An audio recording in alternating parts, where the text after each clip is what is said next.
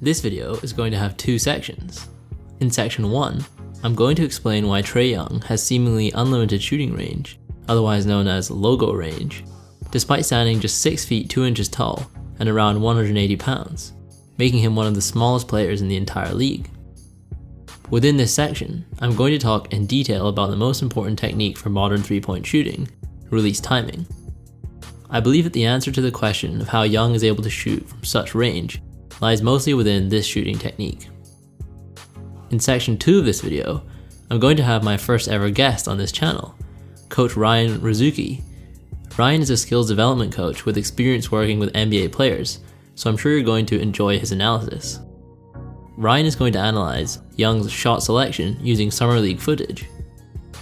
Young's decisions as to when to shoot are another vital factor in how well he will perform at the NBA level, but you'll hear more about that later on in this video. The absolute key to Young's range is his early release timing, one of the earliest in the entire NBA. By release timing, I mean the relative timing of the release when compared to the jump off the ground.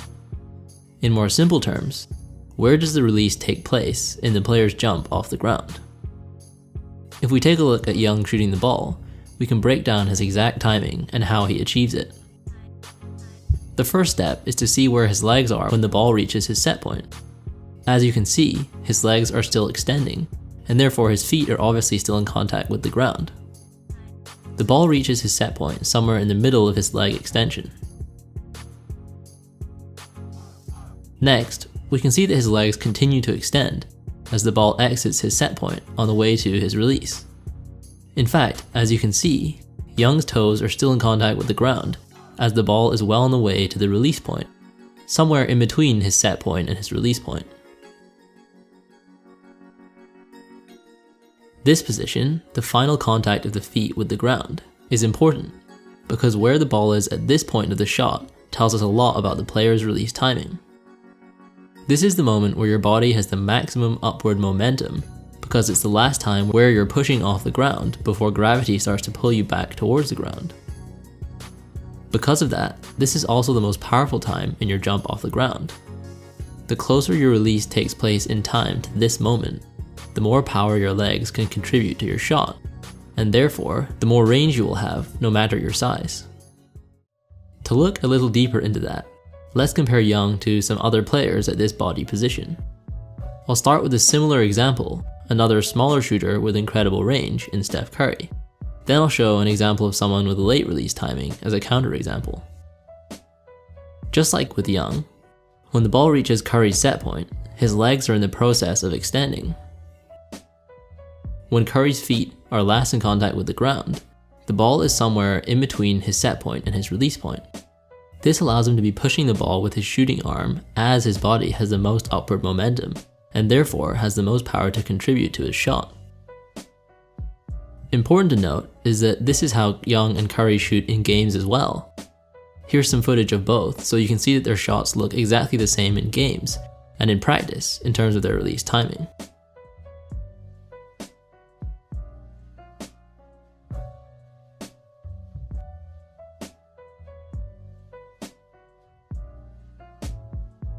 Now I want to show you a counterexample of a player who uses a late release timing and as a result has issues shooting the ball from a three-point range. Here is some footage of Derrick Rose shooting a three. With Rose, his shot looks very different at his set point. As you can see, his legs are fully extended and he's even come off the ground. In fact, at the moment before his legs lose contact with the ground, the ball hasn't even reached his set point. To recap, when both Young and Curry are losing contact with the ground with their feet, the ball has already passed through the set point and is being launched towards the release point. I hope you can see the huge difference here. Because of Rose's late release timing, his body has zero upwards momentum when his arms push the ball forward, meaning that there's no transfer of energy from his huge jump off the ground into the actual shot carried out by his arms. Not only does this make a normal three-point shot unnecessarily difficult, but it severely limits your ability to shoot from well beyond the three-point line, a skill that has now become important in today's space-oriented league, as evidenced by the rise of Trae Young. Perhaps most importantly of all, It makes your shot far slower when compared to modern release timing shooters like Young and Curry. And shot speed is now the key to being a good shooter, as opposed to how shot elevation was for mid-range players of past eras. You might think that this isn't even a problem for NBA players anymore, but having watched a lot of Summer League games over the past week, I promise you that it's still a problem for a significant amount of pro players. Young is an excellent blueprint for young players of all sizes to follow when training how to shoot three-point shots in a game, from the line to the logo.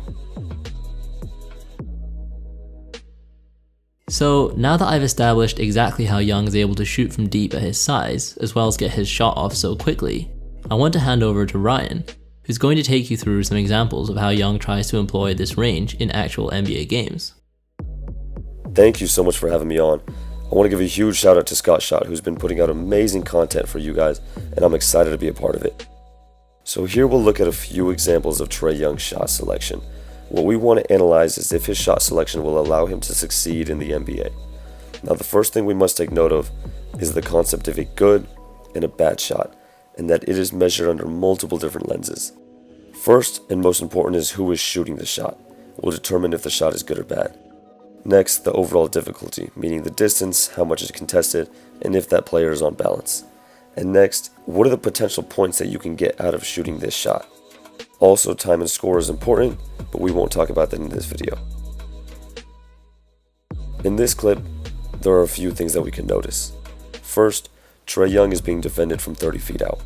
Opposing teams know the scouting report, and they're aware of his ability to shoot from distances far beyond the NBA three-point line. Immediately, Trey is met with a drag screen at the top to free him up. Grayson ices or blues the screen intentionally, forcing him away from it. The screener's defender is in help position, not allowing Trey to go downhill or shoot the ball.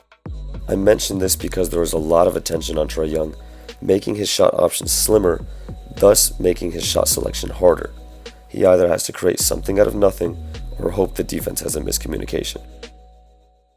As he transitions to the league, it won't be possible to give him that much attention, as his teammates will be more capable and can then take advantage of the defense overhelping. He is met with 2 more screens, and the defense switches out high, not allowing him to shoot. After 8 seconds of the ball in his hands, he ISOs Allen to shoot a deep step-back 2, arguably one of the worst shots in basketball.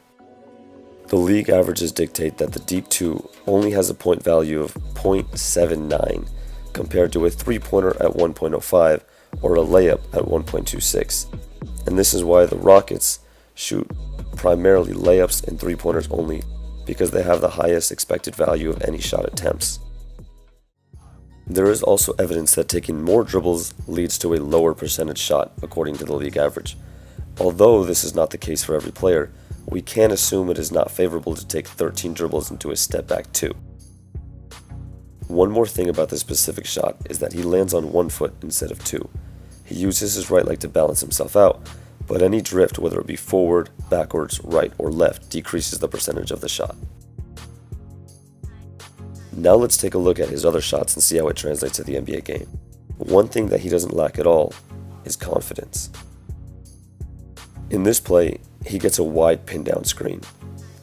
He's going to get a ton of these pin downs for catch and shoot opportunities.